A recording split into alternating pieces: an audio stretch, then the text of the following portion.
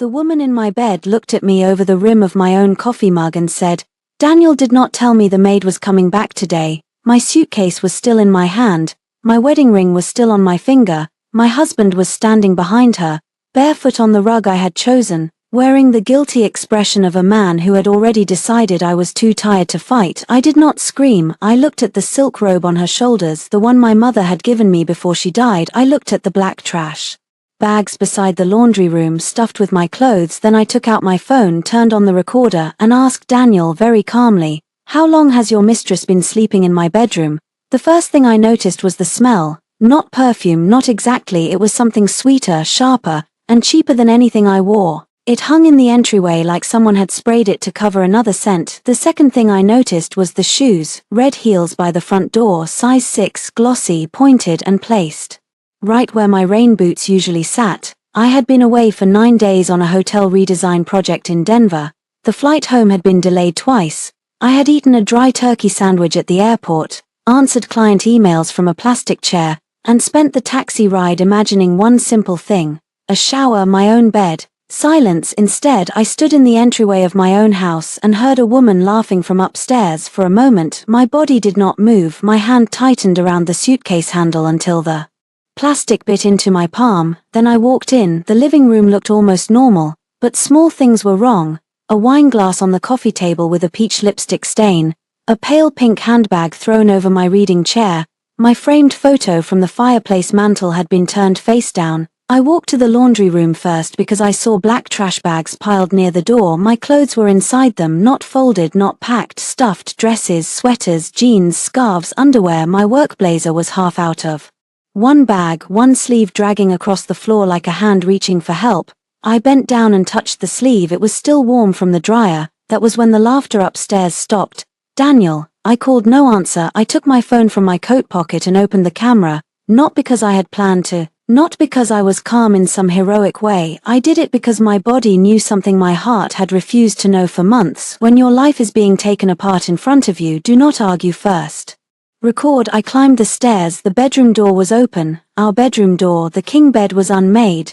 The white duvet had been kicked to the floor. My jewelry tray was open on the dresser. My hairbrush lay beside a stranger's makeup bag. A lace bra I had never seen before hung over the chair where Daniel used to leave his suit jacket. And in the center of my bed sat Vanessa Cole. I knew her before she spoke. Daniel had introduced her 6 months earlier as a freelance brand consultant. 28, bright smile, quick laugh, always touching someone's arm when she talked. At his company Christmas party, she had called me so supportive in the tone women use when they mean boring. Now she wore my pale blue silk robe, my mother's robe. She lifted my coffee mug, the one with the tiny crack near the handle, and looked at me as if I had interrupted breakfast service. "Daniel did not tell me the maid was coming back today." I heard water shut off in the bathroom. Daniel stepped out with a towel around his waist.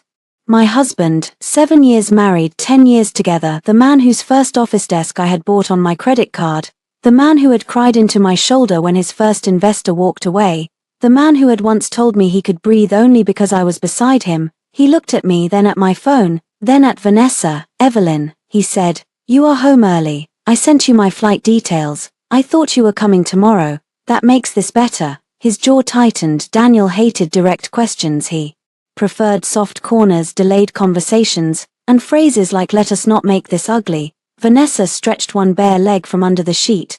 "Daniel, should I give you 2 a minute?" she asked, smiling at me. "Or does she usually stand around like that?" I looked at her again, the robe, the mug, the bed, the easy cruelty in her voice. Then I looked at Daniel. "How long has your mistress been sleeping in my bedroom?" His face hardened, not with shame, with irritation. That was the moment my marriage ended. Not when I saw her in my bed, not when she called me the maid. It ended when I saw that Daniel was not horrified by what he had done. He was annoyed that I had made it inconvenient.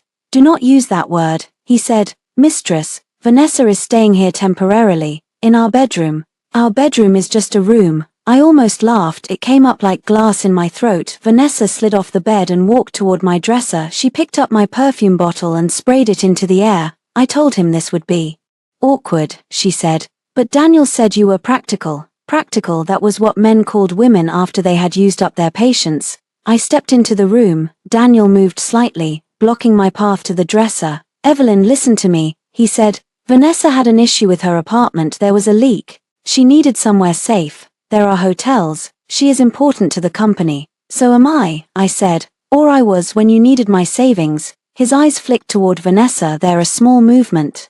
Almost nothing, but I saw it. He did not want me talking about money in front of her. Good. I lowered my phone to my side but kept the recorder running. Where are my things? I asked. Daniel exhaled. I moved some of them to the guest room. You put them in trash bags. I was going to have someone organize them. Vanessa laughed softly. I was trying to help, she said. You have so many old clothes. It felt like the room needed a fresh start.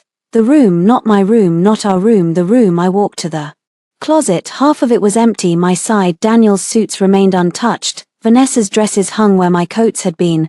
A pair of silver heels sat on the shelf where I kept my winter gloves. I filmed everything slowly, clearly. Daniel noticed. Stop recording. No. His voice dropped. Evelyn. That tone had worked on me for years, the warning tone, the one that said I was embarrassing him, making things worse, being difficult. I used to respond by smoothing the air between us. I used to lower my voice. I used to protect his pride even when he broke my heart. Not that day. I turned the camera toward him. Say it again. I said. Tell me to stop recording while your girlfriend is wearing my dead mother's robe in my bedroom. Vanessa's smile faded for the first time. Daniel stepped forward. You are being dramatic. No, I said. I am being accurate. He rubbed his forehead. You just got back. You are tired. We can talk tomorrow. Where do you expect me to sleep tonight? The guest room is made up. I stared at him. He did not look away. Something inside me went very quiet. The guest room in my own house while his mistress slept in my bed. Vanessa leaned against my dresser and folded her arms. Honestly, Evelyn, I think space would be healthy. Daniel has been under so much pressure. He needs peace. I looked at her. Then he should have rented you an apartment. Her face sharpened. Maybe he wanted me here, Daniel said. Enough. But he said it to me. I nodded once. That small nod seemed to relax him. He mistook silence for surrender. He always had. I will sleep in the guest room tonight, I said. Daniel looked relieved. Vanessa smiled again. I walked to the bed, picked up my mother's robe from Vanessa's shoulders and pulled it free. She gasped. Excuse me. I did not answer. I held the robe against my chest, then walked into the hall. Daniel followed me. Evelyn, do not make this a war. I stopped at the top of the stairs. You moved another woman into my bedroom, I said. You already did. His mouth tightened. You signed the agreement. I turned slowly. What agreement? For half a second, Daniel's face emptied, then he covered it. The household arrangement we discussed months ago, the one about flexible use of the property while the company is restructuring. I stared at him. We had discussed no such thing. But I knew that tone. I knew the forced casualness. I knew the way he looked away after saying signed. My husband had not only betrayed me, he had prepared paperwork. I smiled. It was not a happy smile. It was not even angry. It was the kind of smile that rises when the last piece of a terrible puzzle finally clicks into place. Of course, I said. Daniel blinked. Of course. I am tired. I will look at everything tomorrow. His shoulders loosened. He thought he had won the first round because I had not screamed. I carried my suitcase into the guest room. The bed had been made with old sheets from the linen closet. My laptop bag sat in the corner. Someone had placed one of my own nightgowns on the pillow, as if I were a visitor in a house I had paid for. I closed the door, locked it, then I sat on the floor and saved the recording to 3 places: my phone, my cloud drive, and an email draft addressed to Claire Bennett. Claire was a former client, a divorce attorney, a very good one. In the subject line, I typed one sentence. Daniel moved his mistress into my bedroom and mentioned an agreement I never signed. I attached the video, then I opened our joint bank account. The balance was lower than it should have been, much lower. There were 3 transfers I did not recognize. All made while I was in Denver. All sent to a vendor account connected to Daniel's company. My hands started shaking then, not when I saw Vanessa, not when she called me the maid, but when I realized Daniel had counted on my heartbreak to distract me from the numbers. I downloaded every statement. From the hallway came Vanessa's voice, soft but clear. Do you think she will leave? Daniel answered. No, Evelyn does not leave, she absorbs. I sat very still, then I removed my wedding ring and placed it on the guest room nightstand. No, I whispered, not this time. I slept for 2 hours, not because I was calm, my body simply shut down. When I opened my eyes, grey morning light was leaking through the guest room blinds. For a few seconds, I did not remember why I was there. Then I heard Vanessa laughing in the kitchen. She had a bright, careless laugh, the kind designed to travel. I sat up, my wedding ring was still on the nightstand. I did not put it back on. Instead, I took a shower in the guest bathroom, dressed in the same black trousers I had worn on the flight, and opened my laptop. Claire had replied at 5:42 a.m. Do not confront him further about documents. Preserve all recordings, photograph property displacement, pull bank records, call me at 8. Claire never wasted words. At 7:58 I sat on the guest bed with my notebook open. At 8:00 I called. She answered on the first ring. Evelyn, are you safe? The question nearly broke me. Not are you okay, not what happened. Safe, that told me enough about how my situation looked from the outside. I am physically safe, I said. Emotionally no, financially I am not sure. Good distinction. Claire said, do you have access to your accounts? Yes. Joint and personal. My personal, yes. Joint, yes. Change passwords on personal accounts immediately. Do not empty joint accounts without legal strategy, but download everything. Do you own the house jointly? The title is in both names, but the down payment came mostly from my premarital savings. I have the wire records. Good. Do you have a prenup? No. Did you sign any agreement about household occupancy, company restructuring, or property use? No. Then his comment matters. I looked at the closed door. Claire, he said I signed it, like he expected me to believe that. Then we need to assume a document exists with your name on it. A cold pressure settled behind my ribs. I never signed anything. I believe you, but fraud on paper still creates damage until challenged. From downstairs came the sound of cabinet doors opening. Vanessa said, where does she keep the good coffee? Daniel murmured something I could not hear. Claire said, Evelyn, I am here. Do not fight over the bedroom, not yet. My throat tightened. She is wearing my robe. I know, let her. What? Let her behave badly. Let him continue making mistakes. If there is fraud, if he has used marital property improperly, if he has moved a third party into the home to pressure you out, we need evidence. Anger helps him. Documentation helps you. I closed my eyes. Let the woman sleep in my bed, let her use my mug, let her laugh in my kitchen until the police came for him. The thought was so sharp it scared me. I can do that, I said. Can you? Claire asked. I looked at my ring on the nightstand. Yes. Good. Now start with the house. Photograph everything, your clothes in bags, her belongings in the primary bedroom, any damaged property, any documents moved. Keep conversations written when possible. If he pressures you to sign anything, tell him you need independent review. He will hate that. He already betrayed you. His comfort is no longer your project. I wrote that down. His comfort is no longer your project. After the call, I changed my personal bank password, email password, cloud password, and the security system password. Then I opened the app for the cameras I had installed 2 years earlier after a package theft on our street. The doorbell camera worked, the driveway camera worked, the hallway camera had been disabled, the living room camera had been turned toward the wall, but the upstairs landing camera still held motion clips from the past week. I watched Daniel carry a garment rack into our bedroom. I watched Vanessa arrive with 2 suitcases. I watched my clothes being dragged out in black trash bags. I watched Daniel kiss her outside my bedroom door. The date stamp was 5 days before I came home. 5 days, not an emergency leak, not one night, not temporary. I saved every clip. Then I walked downstairs. Vanessa was standing at the stove in my kitchen, wearing one of Daniel's white shirts and nothing else visible beneath it.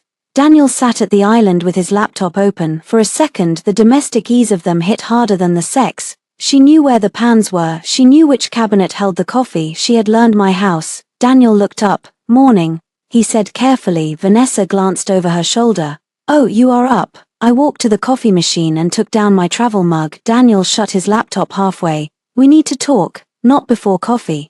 His eyes narrowed. He was used to my voice bending around his moods. The flatness confused him. Vanessa placed a plate in front of him, eggs, toast, sliced avocado. She had never cooked in this house before. I knew that because she burned the toast and used the wrong pan. Daniel said, Evelyn, sit down. No. Vanessa leaned against the counter. That is not very cooperative. I poured coffee into my mug. Daniel sighed. This is exactly what I wanted to avoid. Consequences. Drama. I looked at him. Daniel, you moved your mistress into our bedroom. If there is drama, you packed her suitcase. Vanessa's mouth opened. Daniel stood. Do not insult her. The words landed like a slap. Not because he defended her, because he had never defended me with that much force. When his mother criticized my career, he told me to let it go. When his friends joked that I was his silent investor, He laughed. When clients assumed I was his assistant at company events, he let the mistake sit, but Vanessa looked uncomfortable for 1 second and he became a shield. I took a sip of coffee. Interesting. What does that mean? He asked. It means I finally understand your reflexes. His face flushed. I am trying to handle this respectfully. No, I said, you are trying to make betrayal look like logistics. Vanessa laughed under her breath. I turned to her. Do not get too comfortable. Her smile returned. I already am. I can see that. Daniel stepped between us again. Evelyn, Vanessa is staying until her apartment situation is resolved. Send me the landlord report. What? The report about the leak, the hotel denial, the insurance claim, any proof that this emergency required her to move into my bedroom. Vanessa looked away. Daniel's jaw worked. I do not owe you documentation for helping someone. You do if you used our marital home, he repeated. Exactly, mine too. Yes, I said, which means your misconduct is well documented. His eyes flicked to my phone on the counter. Are you recording again? Should I be? He stepped closer. Evelyn, I am warning you, if you try to twist this, I will show people what you have become. There it was, the threat beneath the silk. What have I become? I asked. Unstable. Vanessa lowered her eyes with fake sadness. Daniel told me you had been struggling. I almost smiled. They had rehearsed this. Poor Daniel, difficult wife, fragile wife, jealous wife, unstable wife. A woman breaks when another woman wears her robe, then the man points to the broken pieces and says, see, but I did not break. I placed my mug in the sink. Put that in writing, I said. Daniel blinked. If you believe I am unstable, put your concerns in writing. Email me, be specific. His face changed. Men like Daniel loved vague accusations. They hated records. I walked toward the laundry room. Vanessa called after me. Your things are already packed. I stopped, then I opened every trash bag and photographed the contents, one by one. Black cashmere coat, purchased before marriage. Blue dress, worn to Daniel's first investor dinner. Mother's scarf, silk, hand-stitched. Professional portfolio samples, bent at the corners. At the bottom of the third bag, I found a folder, my folder, the one I kept in the bedroom cabinet, with copies of the house purchase records, insurance papers, and my mother's probate documents. It had been opened, several pages were missing. I took a photo of the folder exactly where I found it, then I carried it to the guest room, shut the door, and called Claire again.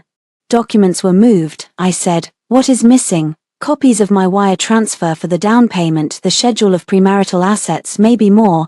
Do you have originals elsewhere? Yes, safe deposit box. Good, do not tell him that. I was not planning to. Anything else? I looked at the bank alert on my phone. Another transfer had just been attempted from the joint account. This one failed only because the bank flagged it. I opened the alert. Amount $48,000. Recipient Hartandvale Strategic Branding, Daniel's company. I forwarded it to Claire. Her voice changed when she saw it. Evelyn, she said, we are going to the bank today. Downstairs, Vanessa laughed again. This time it did not hurt the same way. This time it sounded like evidence. Daniel's mother called at noon. I knew before answering that he had spoken to her. Margaret Hart never called me in the middle of a weekday unless she wanted something wrapped in concern. Evelyn, she said, drawing out my name like she was already disappointed. Daniel tells me you came home upset. I looked at the folder on the guest bed. Did he? He said there has been a misunderstanding. That is one word for it. Margaret sighed. Marriage requires maturity. I almost laughed. In Margaret's world, maturity meant swallowing whatever Daniel did and thanking him for not making it worse. She had raised him like a prince and then acted surprised when he wanted a throne in every room. What did Daniel tell you? I asked. He told me Vanessa is staying temporarily because of an apartment issue. He also told me you were unkind to her. She called me the maid while sitting in my bed. A pause, then Margaret said, well, I am sure she was nervous. Of course, the mistress was nervous. The wife was difficult. Margaret, why are you calling? We are having dinner tonight. You, Daniel, Vanessa, and me. We will talk like adults. No. The word came out so easily I almost did not recognize my own voice. Another pause, colder this time. No, I am not having dinner with my husband's mistress. You will make things worse if you refuse. Worse than her sleeping in my bedroom. Margaret lowered her voice. Evelyn, be careful. A woman who humiliates her husband in public often regrets it in private. There it was, the Hart family motto, protect the man, blame the woman, call it wisdom. I said, send me the time. She sounded satisfied, not realizing I had not agreed for the reason she thought. 7. Daniel will pick the restaurant. No, I said, come here, To the house. Yes, if we are discussing who belongs in my home, we can do it in my home. Margaret hesitated, then she said, fine. After we hung up I texted Claire, family dinner at house tonight. Margaret attending, Vanessa too, likely pressure campaign, recording legal. Claire replied within minutes, state law allows one-party consent. You may record conversations you are part of, do not provoke, let them speak, let them speak. That became my plan. By 6:30 Vanessa had transformed the dining room, my dining room. She had set out the good plates from our wedding registry. The crystal glasses I used only on holidays, the linen napkins my mother had embroidered with my initials before the cancer moved to her bones. E.H. Vanessa folded one and placed it under her own fork. I stood in the doorway. She looked up. Oh good, you are here. Daniel said you usually handle the table settings. I improvised. You used my mother's linens. Her smile turned delicate. They were in the drawer. So was my underwear. You packed that too. Her cheeks flushed. Daniel entered behind her. Evelyn. I looked at him. Yes. Can we get through one evening without hostility? That depends. Is your girlfriend going to call me staff again? Vanessa put a hand to her chest. It was a joke. Funny, I did not laugh. Daniel's face tightened. The doorbell rang. Margaret arrived in a cream coat, pearls at her throat, and judgment already burning in her eyes. She kissed Daniel's cheek. She touched Vanessa's arm warmly. Then she looked at me. You look tired. I am. You should have rested instead of creating tension. I opened the recording app on my phone and placed it face down on the sideboard. Then I smiled. Dinner is ready. It was not ready. I had not cooked. Vanessa had ordered from Daniel's favorite Italian place and transferred everything into serving dishes as if the steam itself were proof of domestic skill. We sat, Daniel at the head of the table, Margaret to his right, Vanessa to his left, me at the far end, in the seat where guests usually sat. The symbolism was so obvious it almost felt staged. Maybe it was. Margaret lifted her wine glass. To peace in this family. I did not lift mine, Vanessa did. Daniel drank. Margaret began softly. That was her method. She always laid velvet over the blade. Evelyn, you and Daniel have had a long marriage, 7 years. Long enough to understand that men sometimes go through complicated seasons. I looked at Daniel. Is that what we are calling adultery now, a season? Vanessa made a small wounded sound. Margaret's eyes sharpened. Do not be vulgar. Vulgar is moving another woman into your wife's bed. Daniel put down his fork. Enough. I turned to him. You keep saying that after you start things. He leaned forward. Vanessa is not the problem. No, I said. Your choices are. Vanessa's voice trembled. I never wanted to hurt anyone. That was the first line in the Mistress handbook. I almost admired the timing. Margaret reached for her hand. Of course you did not. I looked at Margaret's hand covering Vanessa's. Something in me closed. For years I had tried to earn warmth from that woman. I brought soup when she had surgery. I drove her to appointments when Daniel was too busy. I remembered her birthday, her allergies, the way she liked her tea. And here she was, comforting the woman in my robe. I picked up my water glass. Margaret, did Daniel tell you Vanessa moved my clothes into trash bags? He said the room needed rearranging. Did he tell you she called me the maid? She apologized, I assume. Vanessa looked down. Daniel said, Evelyn, stop interrogating everyone. Did he tell you he mentioned an agreement I never signed? Margaret froze. Daniel's head snapped toward me. Vanessa stared at her plate. There it was again, the paper nobody wanted to discuss. I kept my voice calm. What agreement, Daniel? His smile was thin. This is not the time. Why not? You brought your mother here to discuss my behavior. Let us discuss yours, Margaret said. Evelyn, legal documents are between husband and wife. Interesting. A moment ago, my marriage was a family concern. Daniel pushed back his chair. I said enough. The sound echoed. For the first time I saw something like fear under his anger. Good. Vanessa recovered first. She leaned back and looked at me with a slow smile. You know what your problem is, Evelyn? I looked at her. I am sure you will tell me. You think marriage is about history, what you did years ago, what you paid for, what you sacrificed. She touched Daniel's sleeve.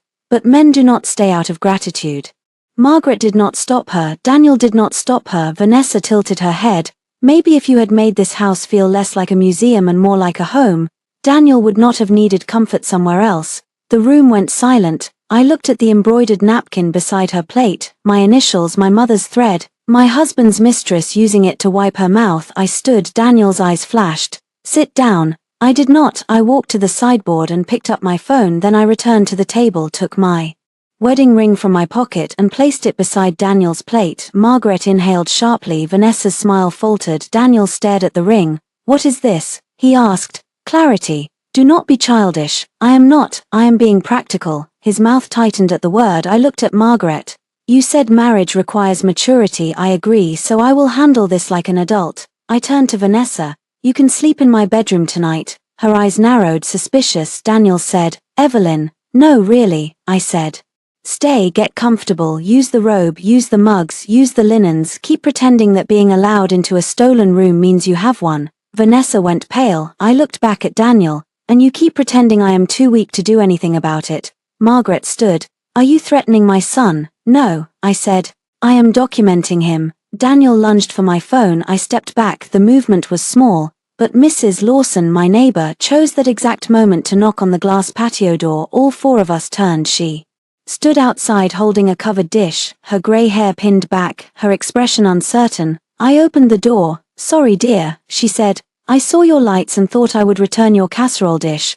Then her eyes moved past me to the table, to Daniel, to Vanessa, to my ring beside his plate. Mrs. Lawson's expression changed. She had lived next door for 12 years. She had watched Daniel and me move in. She had brought cookies the week my mother died. She had seen Vanessa arrive with suitcases. Neighbors knew more than husbands thought they did. "Bad time?" she asked softly. "No," I said. "Perfect time." Daniel's face darkened. Vanessa looked down. Margaret clutched her pearls. I took the casserole dish from Mrs. Lawson and said, loud enough for everyone to hear, "Thank you, I may need to ask you later about what you saw this week." Mrs. Lawson looked at the table again, then she nodded. "Anything you need, Evelyn." When I closed the door, Daniel was standing. "You are making a mistake," he said. I picked up my ring from beside his plate. "No," I said. "I made the mistake years ago. This is the correction." That night, Vanessa slept in my bedroom again, but before she turned off the light, I saved the dinner recording, labeled it family pressure and admission of occupancy, and sent it to Claire. Then I opened my notebook and wrote 3 names, Daniel, Vanessa, Margaret. Underneath, I wrote one sentence: "Let them speak until they bury themselves." Claire's office was on the 15th floor of a building with clean windows and quiet elevators. I had designed the reception area 4 years earlier. Warm wood, brass lamps, soft gray chairs. At the time, Daniel had joked that divorce lawyers should have darker furniture. Now I sat in that room with a folder in my lap and wondered if some part of me had known. Claire came out herself. She wore a navy suit, no jewelry except a watch, and the expression of a woman who had seen too many people mistake betrayal for confusion. "Come in," she said. Her office door closed behind us with a soft click. I placed everything on her desk: bank statements, screenshots, photos of trash bags, security clips, the dinner recording, the folder with missing documents, the attempted transfer alert. Claire did not react dramatically. She sorted, labeled, and took notes. That steadiness helped more than sympathy. When she reached the recording from the bedroom, she paused at Daniel's voice. "You signed the agreement." Claire looked up. "He said this before you mentioned documents." "Yes," and later at dinner he avoided explaining it. "Yes." She wrote something, then she opened her laptop and pulled up a document portal. "I requested preliminary copies from the lender connected to Hartandvale's recent credit line."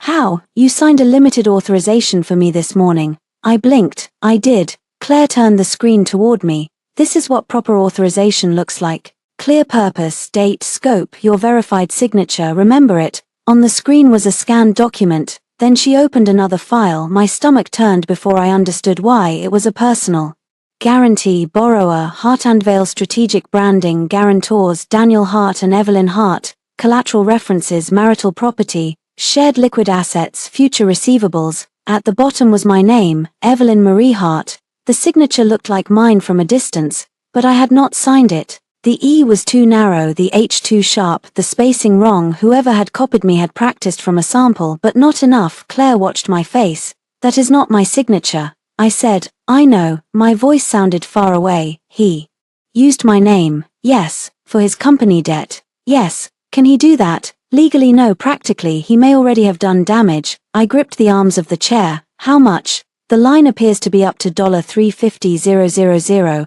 I could not breathe for a second. Daniel had once panicked over $1.12. 000 vendor bill. I had transferred money from my personal savings to cover it because he cried in the kitchen and said he could not fail again. Now he had signed my name to 6 figures of debt and moved his mistress into my bedroom. Claire pushed a glass of water toward me. Drink. I did. The water tasted metallic. What happens now? I asked. We move carefully. First, we notify the bank that you dispute the signature. Second, we retain a forensic document examiner if needed. Third, we prepare for divorce and asset protection. Fourth, we gather enough evidence for a police report. Police, I repeated. Claire's gaze did not soften. Forgery and financial fraud are crimes. I thought of Daniel upstairs telling Vanessa. Absorbed, I thought of Margaret saying a woman who humiliates her husband regrets it. I thought of the robe. Good, I said. Claire studied me. Good, he wanted me in the guest room, I said. He can explain that to someone with a badge. For the first time that morning, Claire almost smiled. Not yet. If we go too early, he may claim misunderstanding. We need the chain, missing documents, unauthorized transfers, forged guarantee, pressure to sign occupancy agreement. Third party moved into the marital home. Possible attempt to force you out. He tried to get me to sign something last night. Did you? No. Did you photograph it? Yes. I handed her my phone. She zoomed in on the kitchen island photos. Her face changed again. This is not a simple temporary occupancy agreement. I know. Did you read paragraph 6? It said I acknowledged separate living arrangements. Paragraph 9 says you waive objection to Daniel's business use of shared assets during restructuring. I stared at her.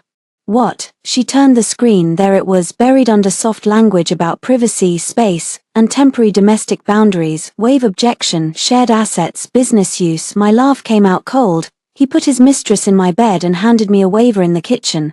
Pressure tactic, Claire said, a cruel one, but not a stupid one. Daniel is many things, not stupid. No, that makes him more dangerous. I nodded. Claire leaned back. Tell me about the house. I explained the down payment, my mother's life insurance, my premarital savings, the renovation invoices paid from my personal account. Daniel had contributed to monthly payments later, but the foundation of the house was mine. Claire made notes. Do you have originals? In a safe deposit box. Get them today. Bring someone with you if possible. I can go alone. I know you can. Bring someone anyway. I almost argued, then I realized that was the old me, the one who thought needing help made a point weaker. I will ask Mrs. Lawson. Good. Before I left, Claire printed 2 letters. One to the bank disputing the signature and requesting a temporary freeze on further credit activity tied to my name. One to Daniel, not yet sent, informing him that all future legal and financial matters should go through counsel. I held the second letter in my hand. It felt heavier than paper. Once he gets this, everything changes, I said. Claire nodded. Yes, he will be furious. Yes, Vanessa will play victim. Probably, Margaret will say I ruined him. Claire's eyes sharpened. Evelyn, listen to me. Men like Daniel rely on private pressure. Mothers like Margaret rely on shame. Women like Vanessa rely on performance. You are not fighting them with emotion. You are moving the conflict into systems where records matter. I folded the letter. Banks, courts, police. Exactly. On the way home I stopped at the bank. Mrs. Lawson came with me. She did not ask many questions. She simply put on a blue cardigan, grabbed her purse and said, I never liked how he spoke.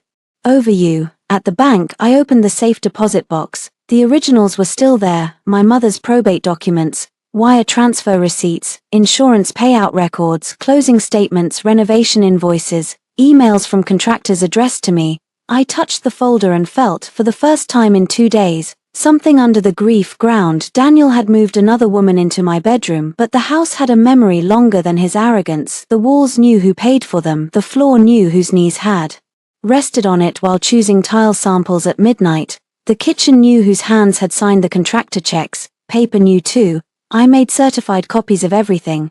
Then I asked the bank manager to sit with me. Her name was Patricia. She had kind eyes and a careful voice. When she pulled up the joint account, her eyebrows moved slightly. I need to ask whether you authorized these transfers, she said. No. And this attempted transfer? No. Are you disputing access? I am disputing any use of my personal authorization and requesting alerts on all activity. She nodded. We can add enhanced verification. We can also freeze certain outgoing transfers pending review. Do it. There may be consequences if your husband relies on this account for business cash flow. I looked at her. That is no longer my emergency, she typed. A few minutes later Daniel called. I let it ring. He called again, then texted, "What did you do to the account?" I stared at the message, then another came. "Evelyn, answer me then. Do not start a financial war you do not understand." I screenshot all three and forwarded them to Claire. Mrs. Lawson glanced at my phone. "Is that him?" "Yes." "Do you need to answer?" "No." She smiled faintly. "Good girl." When I returned home, Daniel's car was in the driveway. Vanessa's red heels were again by the door. I walked in holding certified copies of the documents he thought he had taken from me. Daniel stood in the foyer. His face was pale with anger. "What did you do?" he demanded. "I took off my coat. I protected my accounts, our accounts.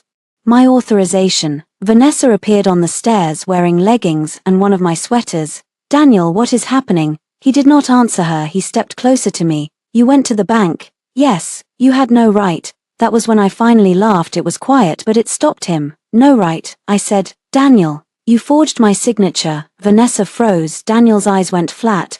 "Be very careful." "I am." I lifted my phone slightly. "Are you?" For the first time since I came home, Daniel had nothing to say. Daniel did not deny it. That frightened me more than denial would have. A man who denies is still trying to persuade. A man who threatens knows persuasion is no longer enough. For the next 2 days, the house became a stage where everyone pretended not to know the script had changed. Vanessa stayed in the primary bedroom. Daniel slept there too, though I doubted either of them slept well. I remained in the guest room with a chair wedged under the doorknob at night, not because I believed Daniel would hurt me, but because I had finally stopped trusting the version of him I had loved. Every morning, I photographed the hallway. Every evening, I backed up the security clips. Vanessa made it easy. She posted a photo on Instagram from my bedroom mirror, wearing my cream sweater and holding a glass of wine. Caption, "New beginnings feel like home." I saved it. She posted another from my kitchen. Caption, "Some women build a house, others make it warm." I saved that too. On the third morning she posted a video panning across the bedroom window, the antique lamp, the blue rug, and my side of the closet filled with her clothes. Caption, "Finally sleeping where I belong." I sent it to Claire. Claire replied, "Do not respond. This is useful." Useful, that word became my shield. When Vanessa hummed in my kitchen, useful. When Daniel ignored me and made coffee for her, useful. When Margaret texted me articles about forgiving marital mistakes, useful. When Vanessa left her makeup on my dresser and her hair in my shower drain, useful. Every insult became a brick in the wall I was building. On Thursday, I went to the property management office. Our neighborhood had a private gate and a small office near the entrance. Daniel used to complain about the fees. I had insisted on the security package after a break-in 2 streets over. Now the cameras he mocked were about to help me. The property manager, Keith, looked uncomfortable when I sat across from him. "Mrs. Hart," he said, "how can I help? I need entry logs for my address from the past 2 weeks. He hesitated. "That may require both homeowners to approve." I placed my driver's license on his desk, then a copy of the property deed, then Claire's letter requesting preservation of records. Keith read it twice. His posture changed. "Is there a legal issue?" "Yes." "Are you in danger?" The question followed me everywhere now. "I am documenting unauthorized occupancy and financial misconduct." He nodded slowly. "I saw the moving van," he said. I kept my face still. "What moving van?" He looked toward the door, then back at me. "Last week, small white box truck MS Cole signed at the gate as a guest of Mr. Hart. They brought in luggage, clothing racks, boxes." "How many visits?" He clicked into the system. 3 Tuesday, Wednesday, Friday. 3 Not one emergency suitcase, not a leak. Not temporary shelter, a move. "Can you print those?" "With the legal preservation request, yes." He printed the logs, gate entries, vehicle plate, guest name, Daniel's approval code, timestamps. Then he said, "There is camera footage at the north gate. It stores for 30 days. I need it preserved. I will flag it. Thank you." He looked genuinely sorry. "For what it is worth," he said. "I thought it was strange. I have seen you here for years. You always handled the contractor passes." "I know." He slid the printed logs across the desk. The paper felt like a small victory. On my way back, Mrs. Lawson waved from her porch. I crossed the yard. She was pruning roses in gardening gloves and a straw hat. "You look like you are going somewhere with purpose," she said. "I am trying. That counts." I showed her Vanessa's Instagram posts. Mrs. Lawson's lips pressed together. "She is not subtle." "No. I saw Daniel carry your clothes out." My chest tightened. "You did. 2 black bags at first, then more." I thought maybe you were renovating closets, but then I saw her." She nodded toward the house. "That girl walked in like she had bought the place. Would you be willing to write down what you saw? Yes, no." Hesitation. I swallowed. "Thank you." Mrs. Lawson took off one glove and touched my arm. "Evelyn, I heard her call you the maid through the open window that first night." My face burned, not from shame, from the intimacy of being witnessed in humiliation. "I am sorry," she said. I looked away. "I am not the one who should be embarrassed." "No," she said, "you are not." That afternoon Daniel tried a different approach. He came to the guest room door and knocked softly. "Evelyn, I was sorting documents on the bed." "What? Can we talk without lawyers and banks for 5 minutes?" I opened the door but did not let him in. He looked tired, handsome still, in the polished way that had once fooled clients and me. His shirt sleeves were rolled up. His hair was damp from the shower in my bathroom. Behind him, Vanessa's music played from the bedroom. "I know this has been painful," he said. "Painful is when a root canal goes wrong. This is betrayal." He flinched. "Fine, betrayal. I know I hurt you. Good, but you need to understand the pressure I have been under." I stared at him. There it was again, the bridge from his wrongdoing to my responsibility. "The company has obligations," he said. "People depend on me. Vanessa has been helping with a major client. Things became complicated. You moved complicated into my bed." He closed his eyes briefly. "I did not plan for it to happen like this." "How did you plan for it to happen?" He did not answer. I leaned against the doorframe. "Did you plan for me to come home after the paperwork was done, after the account was drained, after I signed away objection to your company using shared assets?" His face hardened. "You are listening to Claire too much. She is easier to trust than a man who forged my signature. Keep your voice down. Why is Vanessa resting?" His eyes flashed. "You are turning into someone ugly." I nodded slowly. "I think I am turning into someone inconvenient." He stepped closer. "Do you really want to destroy me?" I thought about the old answer. "No, Daniel, I love you. I just want you to choose me. I want you to understand. I want us to fix this." That answer had lived in me for years, trained by anniversary dinners and hospital waiting rooms and shared jokes and all the soft memories that make betrayal so hard to name. "But memory is not a contract," I said. "I want the truth documented." "That is not an answer. It is the only one you are getting." Vanessa appeared behind him. She wore my robe again. Of course she did. Her arms were folded, her mouth curved. "Daniel, stop begging. It makes her feel important." He turned. "Vanessa, not now." She ignored him and looked at me. "You know, Evelyn, you could make this easier. Move out for a while, get some space. This house is toxic for you." I smiled. "Is that why you keep sleeping here?" Her eyes narrowed. Daniel said, "Evelyn, no one is asking you to leave permanently. No. You are just creating conditions where leaving looks reasonable." He went still. I looked from him to Vanessa. "Here is what will happen. I will stay in the guest room for now. Vanessa may continue to sleep in the primary bedroom." Vanessa looked surprised. Daniel looked suspicious. I continued, "You will not touch my documents, my personal accounts or my belongings. You will communicate important matters by text or email. And if you put another paper in front of me, my lawyer sees it first." Daniel's voice dropped. "Your lawyer?" "Yes, you are making a mistake. You keep saying that, because it is true." "No," I said, "you are afraid it is not." I closed the door on the other side. Vanessa laughed too loudly. That night, she posted another photo, my bedroom, my lamp, my husband's hand visible at the edge of the frame. Caption, "Some doors close so better ones can open." I saved it in the folder labeled occupancy evidence. Then I turned off the lamp in the guest room and slept better than I had in weeks, not because the pain was gone, because for the first time it had direction. The agreement appeared on Saturday morning. Daniel placed it on the kitchen island between my coffee mug and a bowl of fruit Vanessa had arranged but not washed. He had dressed carefully, navy sweater, pressed jeans, wedding ring still on his finger. That almost made me laugh. He wore the ring now like a costume for negotiation. Vanessa sat on the counter, bare feet on one of my bar stools, scrolling through her phone. Margaret stood near the sink with her purse still on her arm. Apparently, Daniel had decided pressure worked better with an audience. I walked in, saw the papers, and kept walking to the coffee machine. Daniel said, "We need to resolve the living situation." I poured coffee. "Good morning to you too." Margaret pursed her lips. "Do not be sarcastic. Your husband is trying to be fair." Vanessa did not look up. "Generous, actually." I took my mug and faced them. "What is that?" Daniel tapped the paper. "A temporary occupancy and separation understanding." "Prepared by whom?" "My attorney. Claire had warned me he might find one." Men like Daniel always believed lawyers were weapons only they could use. Send it to Claire, I said, his jaw tightened. You can read it yourself. I can, and then Claire can read it. Margaret sighed. This is exactly the problem. Outsiders do not belong in a marriage. I looked at Vanessa. Vanessa smiled. I looked back at Margaret. Apparently they belong in bedrooms. Color rose in her face. Daniel put both hands on the island. Enough, this agreement simply acknowledges that we are taking space under the same roof while we decide next steps. Vanessa is included in our space now. She is named as a temporary guest, a guest who moved in clothing racks. Vanessa finally looked up.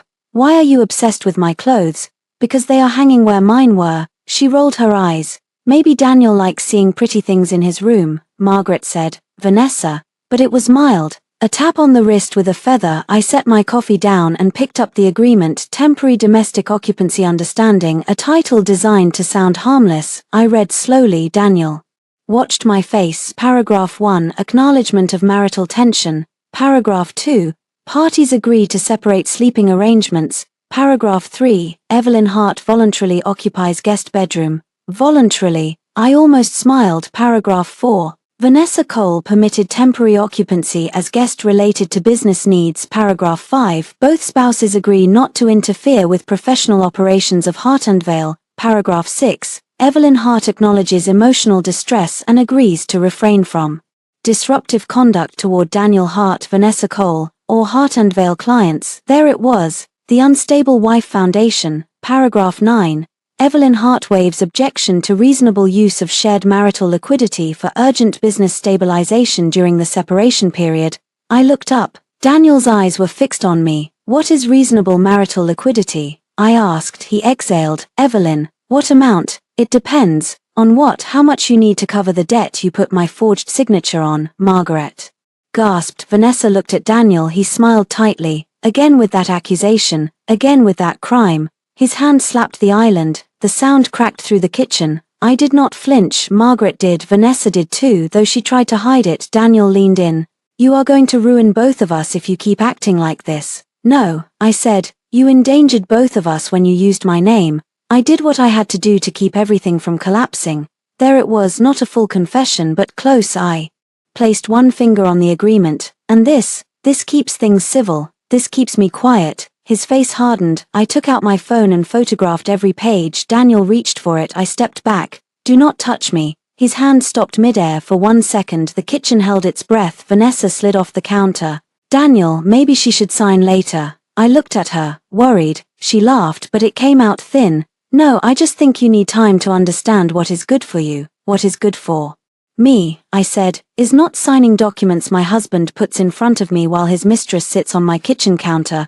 Margaret's voice shook with anger. You enjoy humiliating us. I turned to her. Margaret, your son moved his mistress into my bed, forged my signature, tried to drain shared accounts, and now wants me to sign a waiver. If you feel humiliated, check the source. Her eyes filled with tears, not grief, rage. How dare you speak to me that way in my son's house? I picked up the property tax statement from the stack of mail on the counter and slid it toward her. My name is on this house too. My money built most of it, and unlike Daniel, I can prove where my money came from. Daniel said, you are not special because you had savings. No, I am careful because I earned them. Vanessa folded her arms. Daniel told me you always hold money over him. I smiled at her. Did he also tell you my money paid for the first 3 months of his payroll? Her face shifted. No, he had not. Did he tell you I designed his first office for free, that my client referral got him the account he still brags about, that when his company almost shut down, I covered vendor invoices because he said failure would kill him? Daniel looked furious now. Stop. Why, she likes pretty things. She should know who bought the room she is sleeping in. Vanessa's mouth opened then closed. Margaret whispered, Daniel. He ignored her. I picked up the agreement and placed it back on the island. I will not sign this. Daniel's voice was low. Then you are choosing conflict. No, I am refusing. Fraud. I walked out with my coffee. Behind me, Vanessa muttered, maybe the maid needs a pen and a simpler version. I stopped slowly. I turned back. Daniel looked tired of her now. That was interesting. I smiled at Vanessa. Thank you. She blinked. For what? For being consistent. Then I walked to the guest room and sent the agreement photos to Claire. Her reply came 5 minutes later. This is excellent evidence of coercive pressure. Also, paragraph 9 is a problem for him. Do not sign. Next step. Freeze shared credit cards. So I did. I called the bank. I froze the joint credit card. I removed Vanessa as an authorized user on a household store card Daniel had added her to without telling me.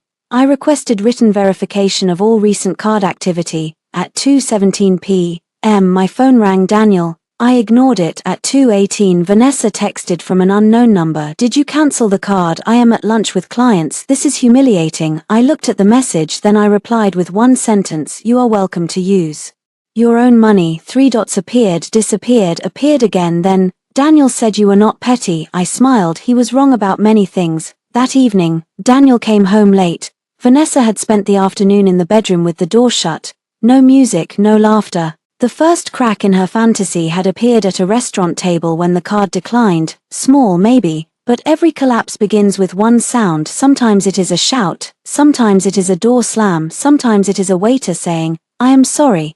This card has been declined. Vanessa tried to recover by pretending the declined card had been a banking error. Unfortunately for her, she told 3 different versions of the story to Daniel. It was a humiliating attack by me. To Margaret, it was proof I had become vindictive and unstable. To her friends, according to the screenshot someone sent me later, it was a temporary issue because Daniel's wife is weaponizing money. Daniel's wife, not Maid. Then, funny how language changed when bills arrived. The screenshots came from a number I did not recognize. For images, Vanessa in a group chat with women named Lacey, Bree, and Monica. Vanessa, his wife froze the card at lunch. So embarrassing. Lacey, wait, wife, I thought he was separated. Vanessa, basically, she is still in the house because she is making the divorce difficult. Bree, is the house his? Vanessa, yes, family property. She just acts like she owns everything. Monica, girl, be careful. Men always say that. I saved the screenshots and sent them to Claire. Claire replied, useful, shows misrepresentation of marital status and property. That word again, useful. Meanwhile, Daniel's company anniversary party was approaching. I knew because the invitation arrived in my email by mistake. Or maybe not by mistake. Subject, Heart and Vale 7-year anniversary celebration. The invite described Daniel as founder and visionary. Vanessa was listed as head of strategic growth. She had been a freelance consultant 6 months ago. Now she was strategic growth. My name did not appear anywhere. Not co-founder, not early advisor, not design partner, not the woman who had paid the printer when Daniel's business cards were declined in year 1. I stared at the invitation for a long time, then I forwarded it to Claire and wrote, I want to attend. She called me within 10 minutes. No. I almost smiled. Hello to you too. No public confrontation unless strategically necessary. It is necessary, emotionally or legally. Both. Explain the legal part. I turned my laptop toward the window. Vanessa was in the backyard taking a call, pacing near the hydrangeas I planted. Daniel is presenting Vanessa as part of the company. He used company restructuring as the reason for her occupancy. He tried to use marital assets for the company. He forged my signature on company debt. If he is going to publicly build a false story, I want the record to show I did not consent.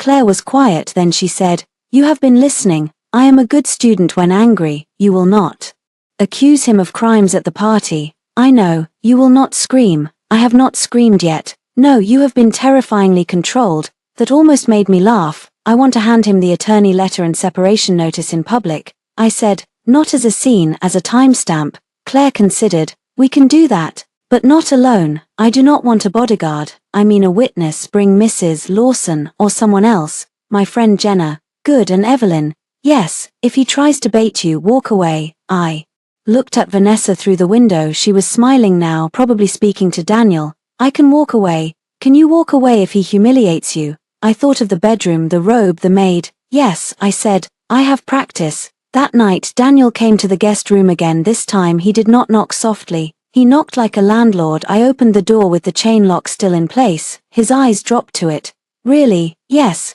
We need to talk about the credit cards. No, we do not. You embarrassed Vanessa in front of clients. Vanessa is not my dependent. She was using a household card. She is not part of my household. His face darkened. You are being intentionally cruel. That was rich. I leaned against the door. You put my clothes in trash bags. I told you I did not do that to hurt you. No, you did it because my hurt did not matter. He looked away. For a second I saw fatigue, maybe guilt, maybe only frustration that I would not return to my assigned role. Evelyn, he said quieter.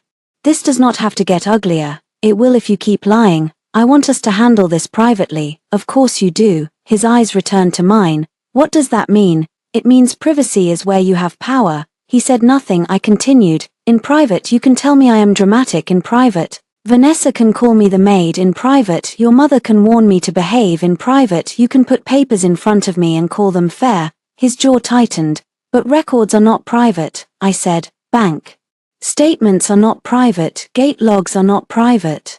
Forged signatures are not private. He moved closer to the crack in the door. You have no idea what you are doing. I know exactly what I am doing. You think Claire cares about you. She is billing you. She did not sleep in my bed with another woman. His face twisted. Do not make yourself the victim in every sentence. There it was again, the language of men who create harm and then resent its narration. I closed the door. He hit it once with his palm, not hard enough to break it, hard enough to remind me he could. I did not move until his footsteps retreated. Then I saved the hallway camera clip. The next morning, I went to Daniel's office, not inside, just to the building lobby. I needed one thing, confirmation of Vanessa's role. The receptionist recognized me and looked immediately uncomfortable. Mrs. Hart. Hi Tessa. Daniel is in a meeting.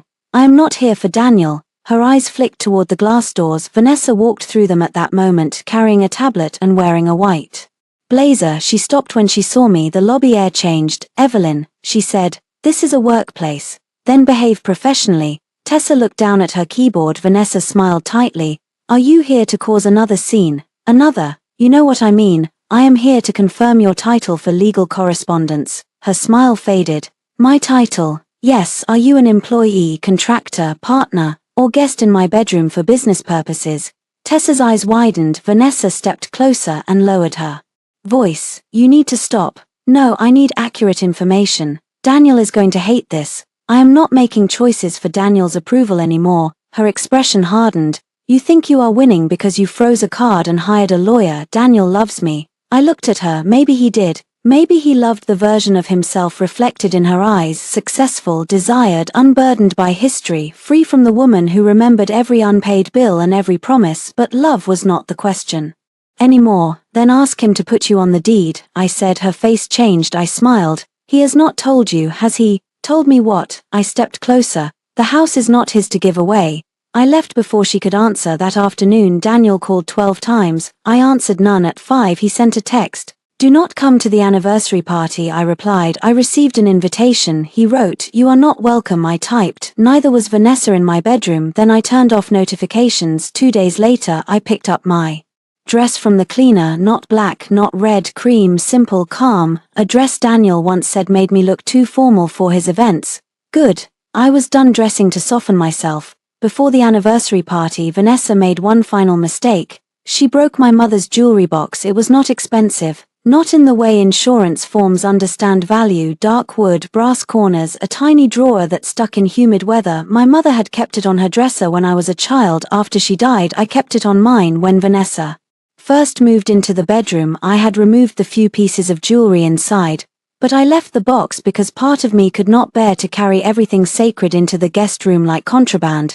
That was foolish. Vanessa found it on Wednesday. I heard the crash from downstairs. By then I had learned not to rush. Rushing gave people the satisfaction of seeing you wounded. I walked upstairs with my phone recording in my hand. The bedroom door was open. Vanessa stood near the dresser. The jewelry box lay on the floor in 3 broken pieces. The tiny drawer had cracked down the middle. She looked at me, then at the box. It fell. I looked at the dresser. The empty space where it had sat was at least 8 inches from the edge.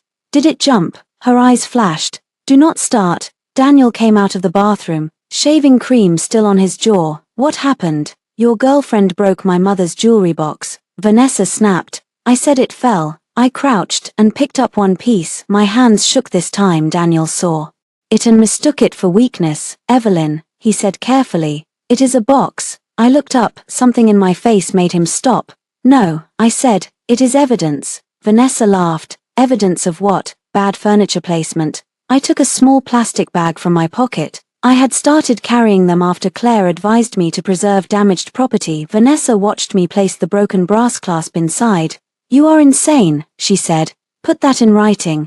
Daniel wiped his face with a towel. Evelyn, this obsession with documentation is not healthy. Neither is fraud. His eyes hardened. Vanessa folded her arms. Daniel told me you were always controlling, but this is next level. I stood, holding the broken pieces. What else did Daniel tell you? That you made him feel small. I nodded. He felt small when I paid his bills. Daniel said, stop. When I introduced him to clients, Evelyn, when I took care of his mother after surgery because he had a pitch meeting, Margaret was not there but her shadow entered the room anyway. Vanessa's expression flickered. I stepped toward her. Did he tell you I was cold, unsupportive, too practical? She lifted her chin. He told me you stopped seeing him. No, I said, I stopped worshipping him. Daniel looked away. That was enough. I carried the box pieces to the guest room, photographed them and sent the images to Claire. Then I drove to the police station, not to file the full report yet. Claire had arranged an informational meeting with Detective Rachel Moore, who handled financial crimes. She had short brown hair, direct eyes, and a desk with no personal photos. I liked her immediately. Claire joined by phone. Detective Moore reviewed the documents in silence. The forged guarantee, the disputed transfers, the attempted withdrawal, the agreement Daniel tried to make me sign, the gate logs, the occupancy evidence, the security footage stills. When she finished, she tapped the guarantee. This signature is the center. I did not sign it, I said. Do you have samples from the same period? Yes. Good, we will need them. We will also need confirmation from the lender regarding submission method, email, portal, in-person, IP logs if digital. Claire said through the phone, we are already requesting preservation. Detective Moore nodded. Did your husband have access to your personal documents? Yes. Did you observe missing copies? Yes. Did he benefit from the document? Yes. His company got credit. Did he attempt further transfers after you returned? Yes.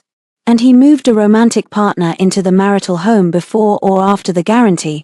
Before I discovered it. I am not sure exactly when he signed. Moore made a note.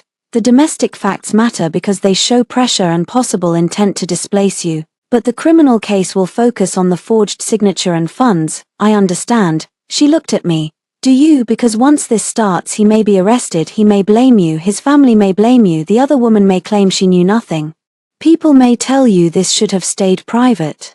I thought of Margaret's pearls, Vanessa's smile, Daniel's palm hitting the guest room door. It stopped being private when he used my name. Moore held my gaze for a moment, then she nodded. We will review. When I left the station, I sat in my car for several minutes. My phone buzzed, a text from Daniel. Vanessa is upset. You need to apologize for accusing her over the box. I stared at it, then another. I know you are angry at me, but do not take it out on her. I laughed once, hard and humorless. He still thought this was a triangle, him, me, Vanessa. He did not understand there were now banks, lawyers, property records, gate logs, forensic signatures, police intake notes, and a detective with direct eyes. I did not reply. Instead, I opened the folder of screenshots from Vanessa's social media. There she was in my bedroom, smiling, claiming home, claiming warmth, claiming victory. For a moment, I allowed myself to feel the full weight of it, the humiliation, the theft of ordinary things, bed, mug, robe, dresser, morning light. People talk about affairs as if the sex is the deepest cut. Sometimes it is not. Sometimes the deepest cut is seeing another woman water your plants badly, seeing her move your books to a lower shelf, seeing your husband teach her where the spare keys are, seeing her stand barefoot on the floor you chose and call you the maid. I cried then, quietly, in the police station parking lot, not because I wanted Daniel back, because I finally understood how much of myself I had abandoned to keep a marriage alive after he had already left it. When the tears stopped, I wiped my face and drove home. Vanessa was in the living room when I entered. Daniel was not there. She looked nervous, though she hid it under a glossy smile. Police station, she asked. I paused. So Daniel was tracking me somehow, or she had guessed. Interesting question. She shrugged. Daniel said you might try something dramatic. Daniel says many things. She stood for the first time. She did not look triumphant in my house. She looked young, not innocent, just young enough to have believed a man's version of his wife without asking why he needed one. You are trying to ruin him, she said. No, I am letting his actions reach their proper audience. He loves me. Then I hope he did not lie to you too. Her face tightened. He did not.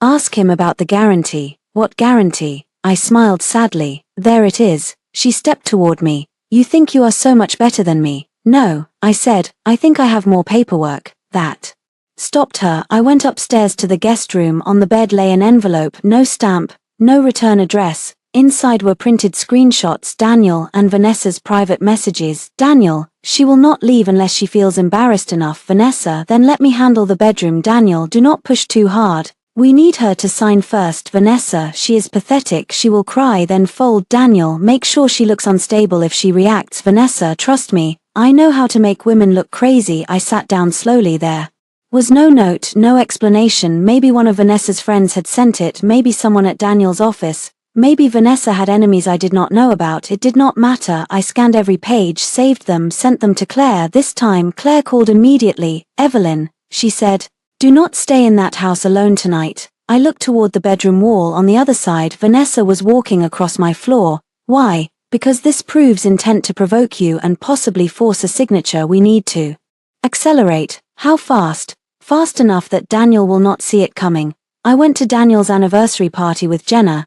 Jenna had been my friend since college, the kind of woman who could sit silently beside you in a crisis and make silence feel like armor. She knew enough to be furious and wise enough not to be louder than the moment required. When she saw my cream dress, she nodded. You look like a woman who came to collect a debt. I came to deliver papers. Same thing. The event was held in a rooftop venue downtown, all glass walls and city lights. Heart and Vale's logo glowed behind a small stage. Waiters carried trays of champagne, clients mingled with employees.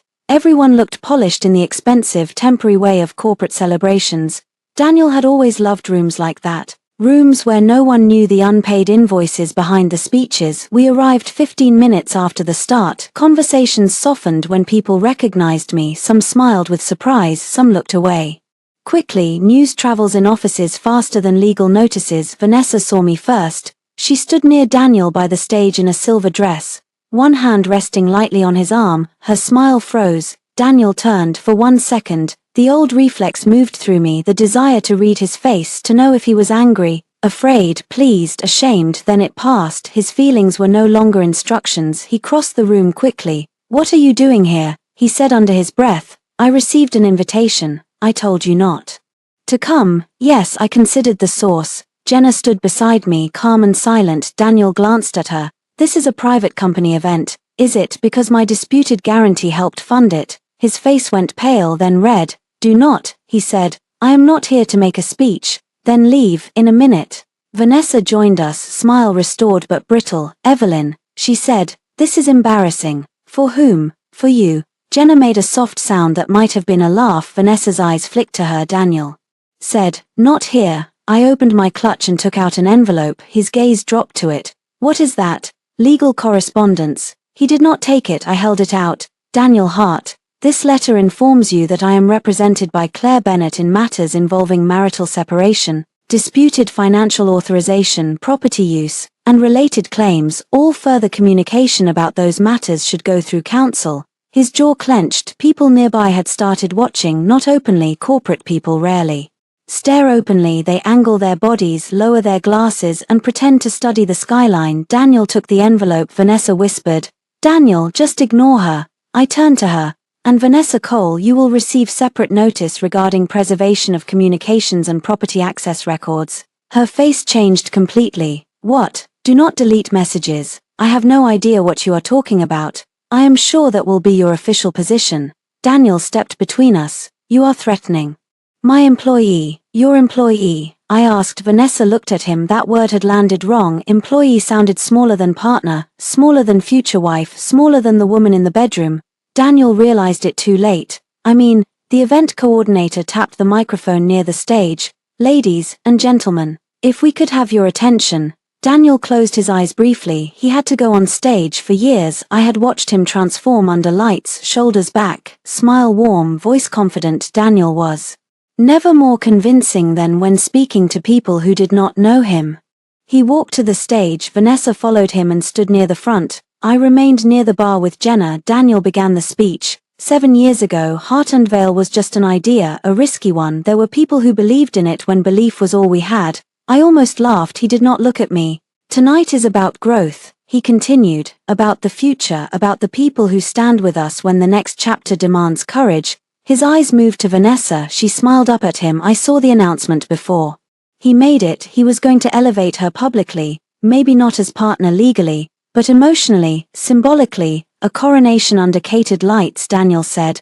I want to recognize someone whose vision and dedication have become essential to this company's direction, Vanessa Cole. Applause. Vanessa walked onto the stage. She hugged him too long, too intimately. A few people glanced at me. Jenna touched my elbow. You okay? Yes. And strangely I was, because the room saw it now, not all of it, not the forged signature, not the bedroom, not the trash bags, but enough. Vanessa took the microphone. I am so grateful to Daniel, she said, voice sweet. He taught me that sometimes you have to choose the life that truly feels like yours, even if other people do not understand. Her eyes found me. There it was, a public needle wrapped in inspiration. She continued, some people cling to the past, but growth requires courage. I smiled, then I raised my champagne glass slightly, not in a toast, in acknowledgement. Yes. Vanessa, keep speaking. Daniel saw the gesture, his expression flickered. Vanessa finished to applause that was less enthusiastic than she expected.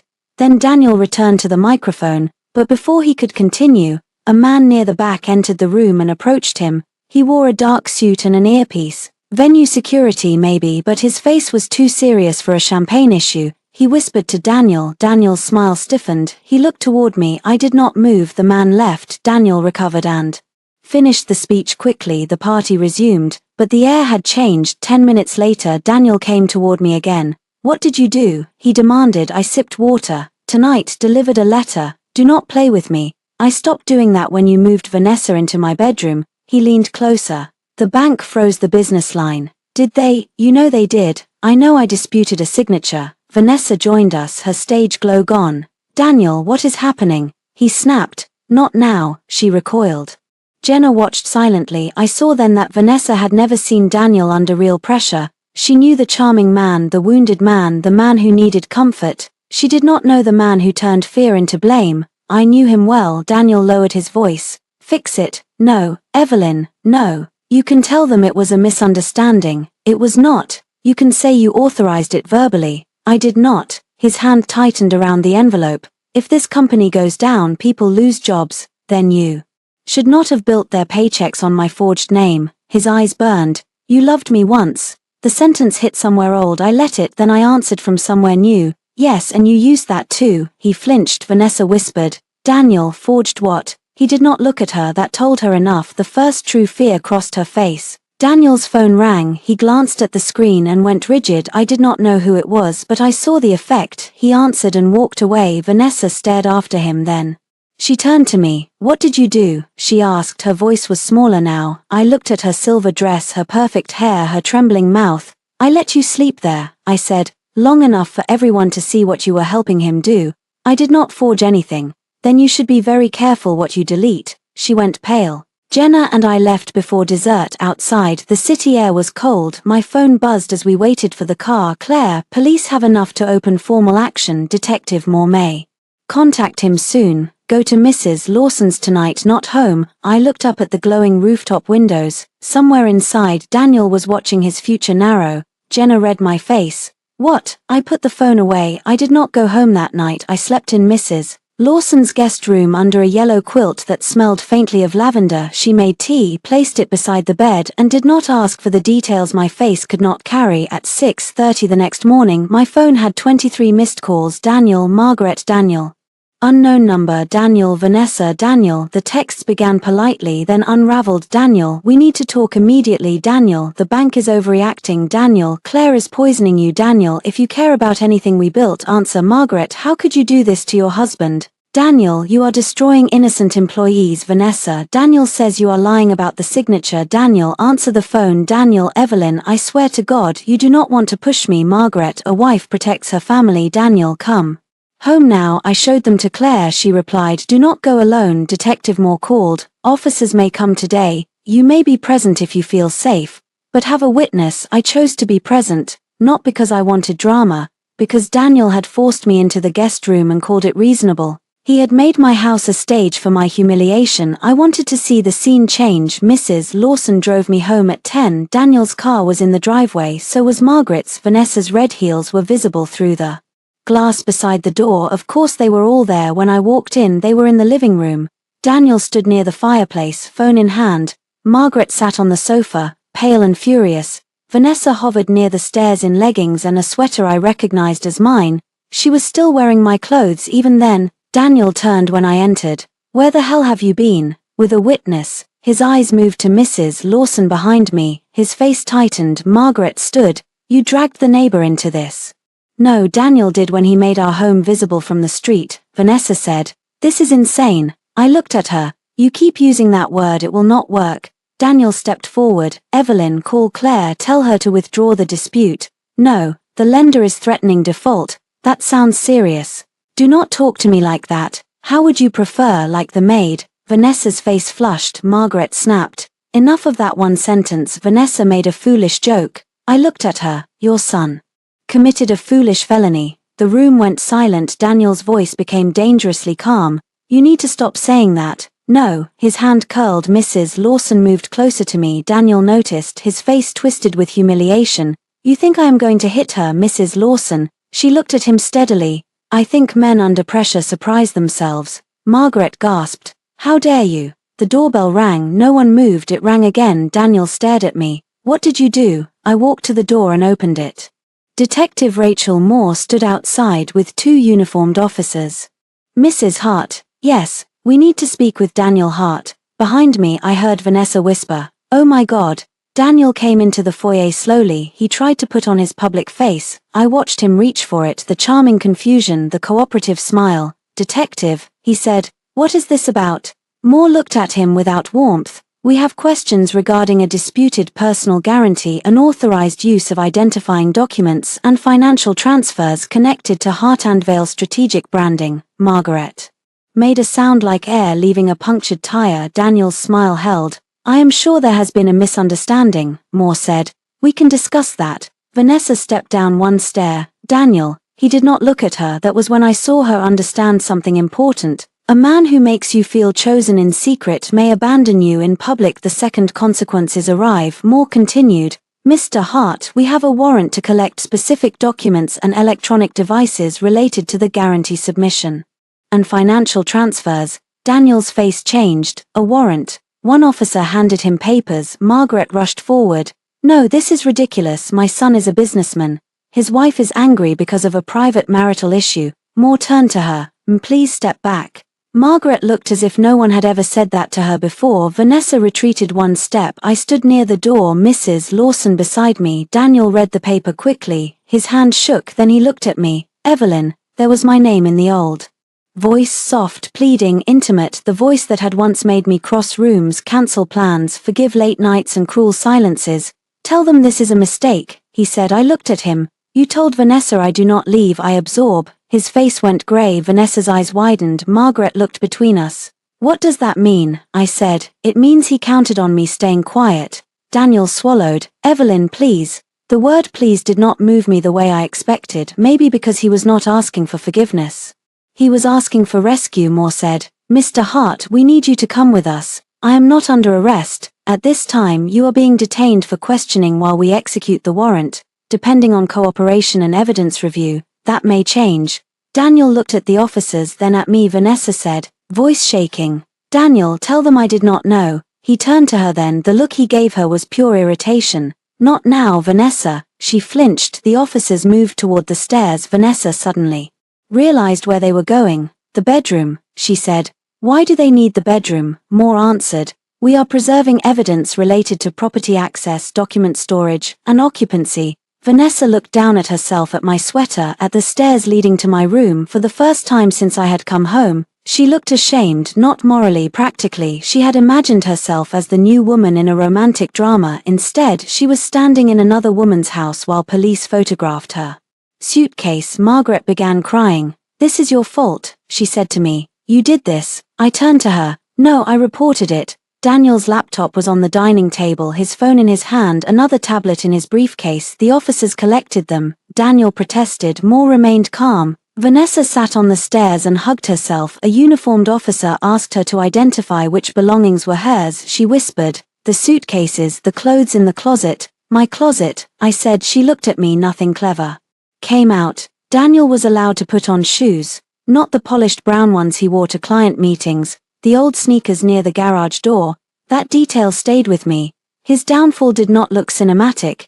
It looked like a man in expensive jeans and old sneakers asking his mother to call an attorney. As they led him toward the door, he stopped beside me. "Evelyn," he said again. I waited. His eyes were wet now. "I made mistakes. I thought of the forged signature, the trash bags, the agreement, the robe, the maid." "No," I said, "you made plans." His face crumpled for half a second, then more guided him outside. Margaret followed onto the porch, sobbing his name. Vanessa remained on the stairs. The front door closed. The house went quiet. For the first time in days, Daniel's voice was not inside it. "Mrs. Lawson touched my shoulder. You all right?" I looked up the stairs toward the bedroom where officers were photographing drawers, devices, and the wreckage of another woman's fantasy. "No," I said, "but I will be." Vanessa spoke from the stairs. "Evelyn." I looked at her. She swallowed. "I need my things." I almost laughed. "Funny," I said. "So did I." Daniel was not kept overnight, but he came home different, not humbled, cornered. His attorney had clearly told him to stop speaking to me because he did not call for 2 days. Margaret did, but I blocked her after the 5th voicemail accusing me of destroying a good man under stress. Vanessa left the house the afternoon Daniel was taken in. Not gracefully, she dragged her suitcases down the stairs while one wheel kept catching on the runner. Mrs. Lawson watched from her porch. I stood in the foyer with my arms folded. Vanessa avoided my eyes until the last suitcase, then she stopped. "I did not know about the signature," she said. I believed her. That did not make her innocent. "No," I said. "You just knew about the bedroom." She swallowed. "Daniel said you were separated." "Did the trash bags look separated?" Her face twisted. "He told me you refused to move on, and you believed him because it made what you wanted easier." She had no answer. At the door she turned once more. "He said the house was basically his." I looked past her to the driveway where her rideshare waited. Men say many things when they are spending a woman's money. She left. The next morning I hired a locksmith. The primary bedroom was a mess. Vanessa had left behind hair ties, a broken compact, 2 cheap earrings, a receipt from the restaurant where her card declined, and a lipstick mark on the mirror. I threw away the sheets not because I had to, because I wanted to. I packed Daniel's remaining clothes into boxes, not trash bags. I was angry, not cruel in ways that would weaken my case. Claire filed for divorce on Friday. The petition cited adultery, financial misconduct, disputed debt, and improper use of marital property. It requested exclusive use of the home, preservation of assets, and a forensic review of Daniel's business accounts. Daniel contested everything publicly and panicked privately. His attorney sent a letter claiming the signature issue was a misunderstanding based on verbal spousal consent. Claire laughed when she read it. Verbal consent to a signed guarantee, she said. Creative. At the temporary hearing, I saw Daniel for the first time since the police came. He wore a grey suit and looked thinner. Margaret sat behind him, glaring at me with all the force of a woman who had confused control with love for too long. Vanessa was not there. That gave me a small satisfaction. Claire sat beside me with organized binders. Daniel's attorney argued first. He painted Daniel as a stressed business owner, me as an emotional spouse reacting to marital breakdown. He called the occupancy issue unfortunate but not legally central. He said the financial transfers were for business obligations that had historically benefited the marital estate. Then Claire stood. I had seen Claire in meetings. I had not seen her in court. She was surgical. She began with the house. Your Honor, opposing counsel refers repeatedly to the marital residence as though Mr. Hart had equal practical authority to displace my client within it. We are not here today to finalize property division, but we are here to address immediate possession and financial protection. The evidence shows that Mrs. Hart contributed the majority of the down payment from premarital funds, paid significant renovation costs from separate assets, and maintained the household security and property records. She submitted the wire transfers, the closing statement, the renovation invoices. Margaret leaned toward Daniel and whispered angrily. Claire continued. Mr. Hart moved a romantic partner into the primary bedroom while Mrs. Hart was out of state for work. He allowed that third party to remove Mrs. Hart's belongings into trash bags and occupy the bedroom. We have gate records, security footage, social media posts, and witness statements. Daniel stared at the table. His attorney shifted. Claire lifted another binder. More concerning, during this same period Mr. Hart's company obtained credit using a personal guarantee allegedly signed by Mrs. Hart. Mrs. Hart disputes that signature. We have provided known signature samples and bank alerts showing subsequent attempted transfers from joint assets to the business. The judge looked at Daniel's attorney. Is there an ongoing investigation? Claire answered, Yes, Your Honor. Detective Moore has opened a financial crimes inquiry. The room changed. Courts have their own weather. That sentence lowered the temperature. Daniel's attorney stood. No charges have been filed. Claire nodded. Correct, which is why we are not asking this court to make criminal findings. We are asking for temporary safeguards while the facts are reviewed. The judge granted exclusive temporary use of the home to me. Daniel was ordered not to enter without written agreement or law enforcement escort. Joint accounts were restricted. Business debts tied to disputed authorization were separated pending review. Daniel looked stunned. Margaret looked like she might faint. As we left the courtroom, she approached me. Claire stepped slightly forward, but I shook my head. Margaret's face was pale under her makeup. Are you satisfied? She asked. No. What more do you want? I want a divorce. Her mouth trembled. You will regret this when you are alone. I looked at her for a long moment. I thought of all the years I had been alone beside her son, alone at dinners where he checked his phone, alone in bed while he worked late, alone paying bills he called temporary, alone swallowing insults to keep peace with a family that mistook my silence for admission. I was alone in the marriage, I said. At least now I have the house. She slapped me. It was not hard enough to injure, but it shocked the hallway silent. Daniel rushed over. Mom. Claire immediately moved between us. I touched my cheek. Margaret looked horrified by her own hand, but only for a second. You cold woman, she hissed. I took out my phone and photographed my cheek. Daniel closed his eyes. He knew now. Everything was evidence. Claire said calmly, Mrs. Hart, we will be adding this incident to the record. Margaret began to cry. Daniel looked at me, not angry this time, afraid. Evelyn, he said, please do not. I looked at him, really looked. For years I had thought the opposite of love was hatred. It is not. Hatred still turns toward the person who hurt you. Hatred still waits for them to understand. What I felt then was cleaner distance. No, I said, you do not get private mercy after public harm. His face crumpled. I walked away with Claire outside the courthouse. She asked if I wanted to press a separate complaint about the slap. Not unless she escalates, I said, but document it. Claire nodded. Always. That afternoon Daniel requested a private meeting. Claire advised against it unless she was present. He refused, so the meeting did not happen. Instead, he sent an email. Evelyn, I know I have damaged things beyond words. I am asking for one conversation, not as enemies but as people who shared a life. Vanessa is gone. She meant less than you think. I panicked about money. I made terrible choices. Please do not let lawyers turn us into strangers. I read it twice. Then I forwarded it to Claire. My reply was short. Daniel, we are not strangers because of lawyers. We are strangers because I finally know you. The final divorce did not happen quickly. Real endings rarely do. There were negotiations, document requests, forensic reviews, settlement drafts, revised settlement drafts, and long afternoons where legal language tried to compress a decade of love and damage into numbered paragraphs.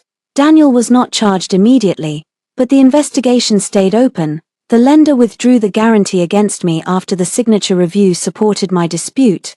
Hartandvale lost its credit line. 2 clients left after rumors became facts. Daniel sold part of the company to cover debts and legal costs. Margaret moved from rage to bargaining. Her emails came through Daniel's attorney after I blocked her everywhere else. She wanted family mediation. She wanted healing. She wanted me to think of Daniel's future. She never once wrote, I am sorry he did this to you. Vanessa disappeared for a while, then resurfaced online with softer hair, a new job title, and captions about surviving narcissistic relationships. I almost admired the speed of her reinvention. Almost. Daniel tried remorse, at first through emails, then flowers. I refused, then a handwritten letter left with his attorney. Claire handed it to me, unopened. You do not have to read it. I know. I read it anyway, not because I owed him, because I wanted to see whether he had finally understood. Evelyn, I walk through every memory now and see where I failed you.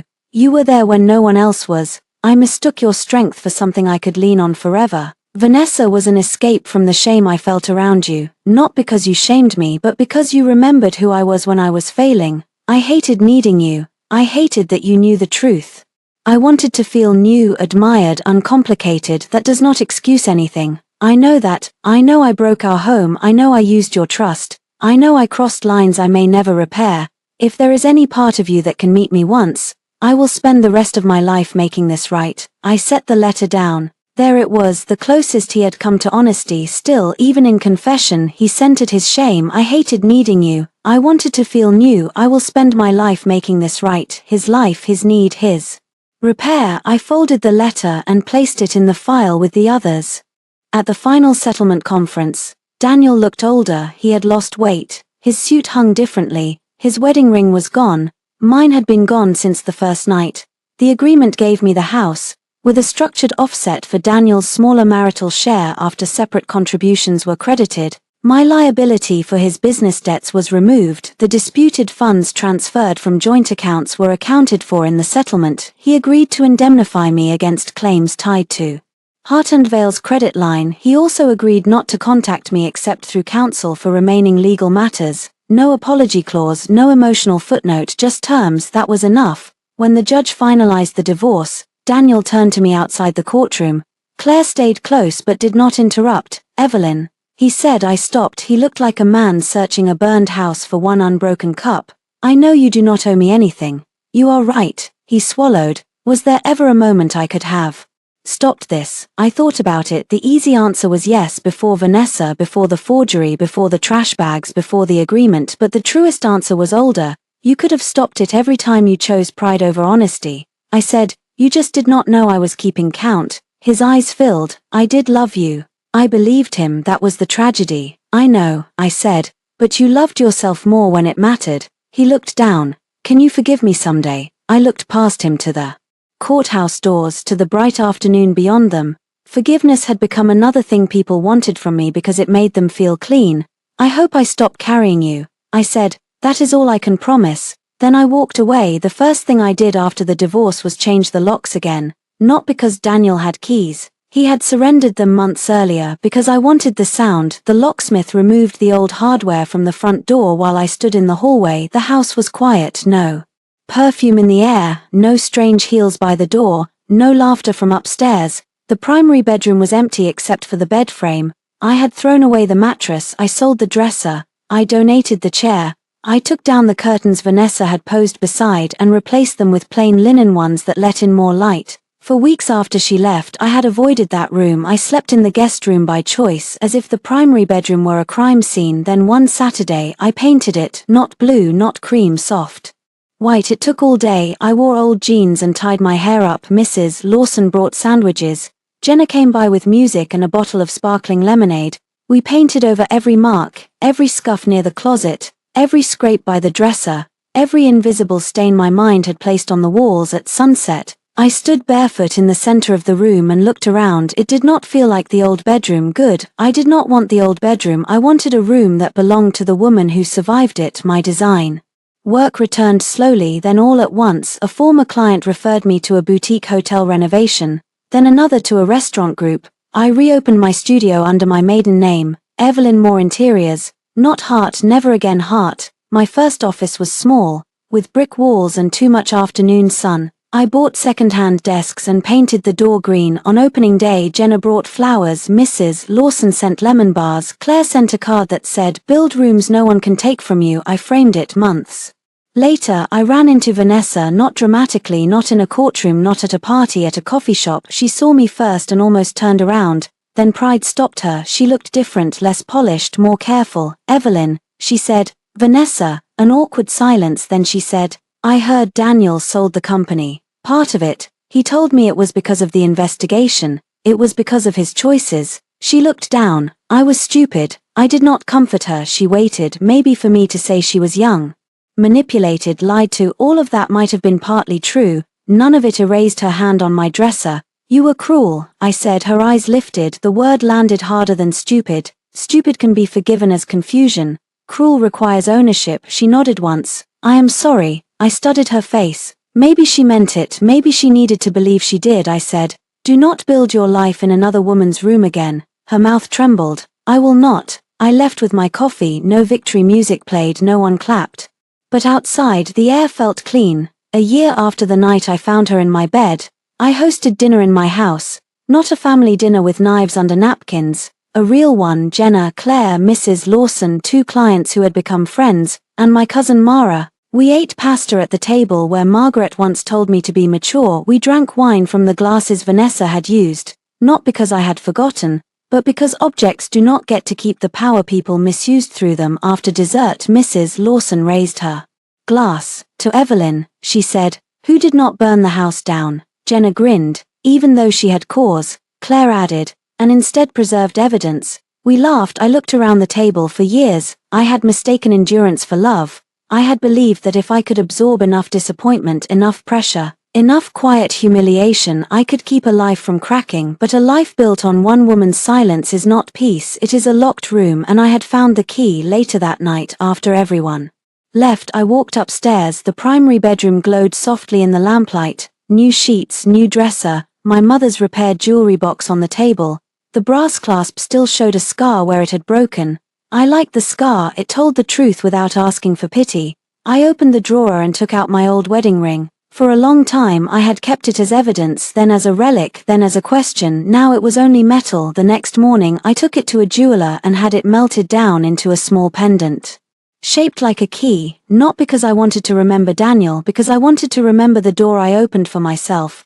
The jeweler asked if it was for a special occasion. I thought of Vanessa in my bed, Daniel in the doorway, Margaret at the table, the police on the porch, the judge signing my name back to me, the locksmith turning the new key in the front door. Yes, I said, it is for coming home. That evening I stood in my bedroom, held the pendant in my palm and looked at the bed, my room, my house, my life. No one was laughing downstairs, no one was calling me the maid, no one was asking me to sign away my own safety to protect a man's pride. My phone buzzed once, an unknown number. For a moment, I thought it might be Daniel. It was not. It was a message from a new client. We love your portfolio. Are you available for a consultation next week? I smiled, then I typed back, yes, I am available, and for the first time in years that word felt like freedom.